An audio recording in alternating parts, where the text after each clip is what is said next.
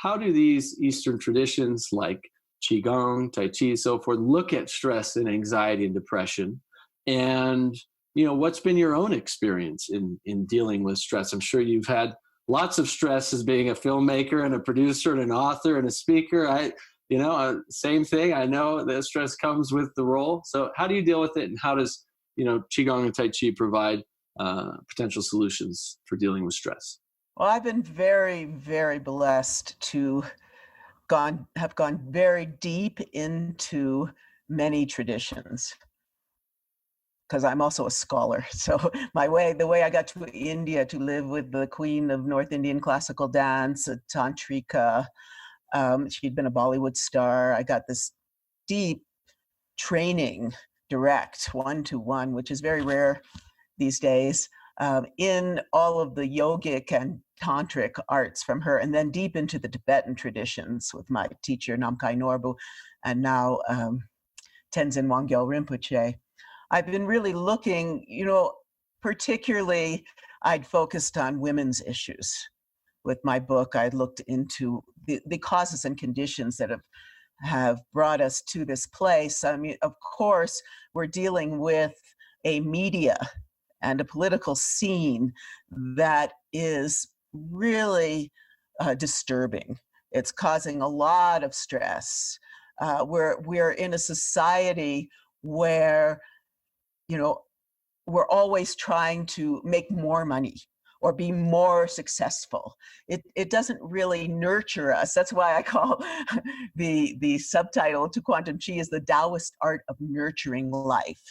I also think that, with the feminine, with women going so much into the workplace and, competing with men and trying to be like men, it's really taken us from that nurturing quality that we all need, whether we're male or female.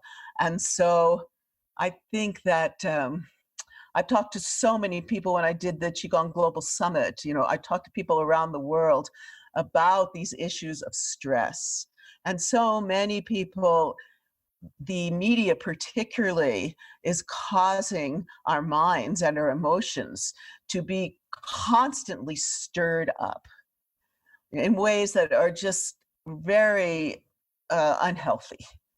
And so what I found in all of these teachings, because I've been looking at emotions for a very, very long time, being like many women of the Me Too movement these days, I had a very difficult childhood, wounded childhood, that made it so that I didn't really understand boundaries because of kind of invasion of my own psychic being. And so I've been looking from very young, actually, in acting class. Even then, they taught us to go to the mall and look at people and look at their energy fields and look at how they hold their bodies. And that led me into training. My master's thesis was on the work of Wilhelm Reich and Alexander Lowen, and looking about how to read not only the physical body, but the energy field. And what I'm seeing is so much depression, so where we have lost touch with source. We've lost touch with our essential enlightened being that's always there. And that's a key point, I'd say. I first discovered it in the Tibetan teachings, this sense of, it's called Rigpa, the sense of that you have always been enlightened, that there's a part of you, and to rediscover this. And I found the same sort of teaching, the same focus in the Taoist tradition, in texts like The Secret of the Golden Flower, where you're turning the light of awareness back inward. So all the work I've done throughout the years in all of my different music, dance, theater traditions has been about awakening. In fact, I have a song coming out called Awakening to the Light.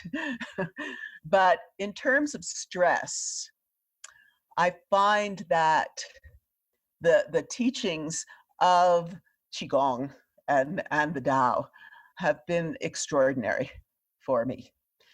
And they really bring you to a place, and also the connection with the embodied piece, having been a dancer all my life, uh, the embodiment aspect, just the concept of stillness and movement and stillness.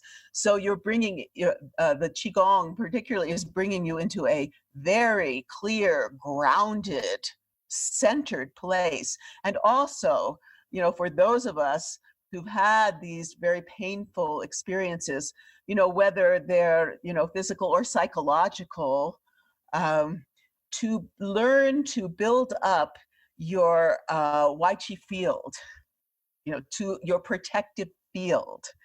That's not only a physical protection, but it's also a mental, emotional protection. Those teachings have been profound, and we're going to be bringing them forth, of course, in episode 2 of Quantum Chi. So to me, it's like, how do we discover that? We can start looking within the body. When you're wounded as a child, generally, I can speak from women. I worked with women who had fibromyalgia. I had it myself and recovered using all these techniques. But I found that the solar plexus area, up into the heart, around the middle dantian, I would say, has been very wounded. And it's like once we have that primal wound, we try to make a boundary, we try to protect it. And you'll see sometimes with very depressed women, you'll see that their shoulders will hunch over and they'll be like trying to protect that part. And so what we want to do, well, one thing that happens is that instead of, because of the nature, so many of us have never encountered Qigong or Taoism or yoga or any of these things as children.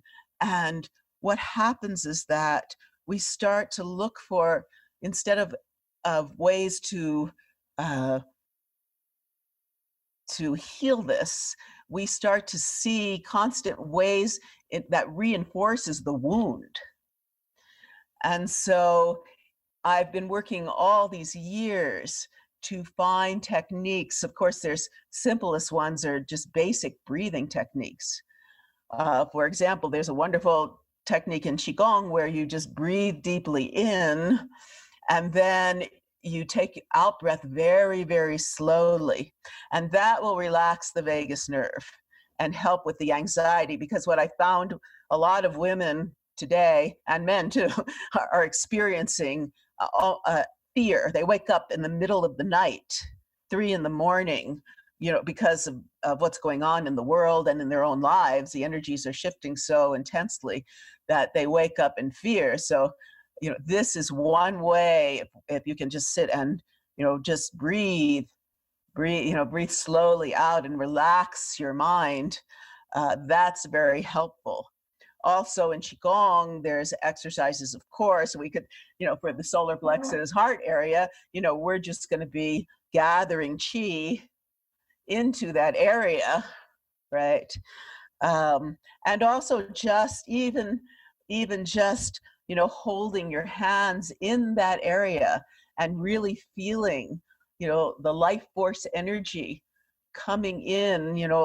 I would say you'd start at bringing it in from the earth, very, very deep, like you have roots into the earth, and letting that delicious healing light come up through your feet and your calves and your knees and your thighs and into, your pelvis, and up your spine into your heart solar plexus area. And then just feel that expanding. Also at the same time, actually, the light will be coming down from the stars, from the sky, and centered in your heart and your solar plexus area. And then you just breathe into that light and feel, even you could clap your hands together, get that Qi going, and put that right in that same area and just relax into what I would say, my teachers, Tenjin Wangyal Rinpoche of the Bun Tibetan tradition. So we talk about the stillness of the body, let your body be still as you're holding your hands. And then the silence of voice. So the silence of your mind. So if you just focus on your breath, that might help still silence your mind, and also the spaciousness, so that your thoughts just, it's like you're looking into a cloudless sky. So instead of the thought patterns swirling around and causing you to increase your anxiety, they start to dissolve. It's like the clouds just disappear.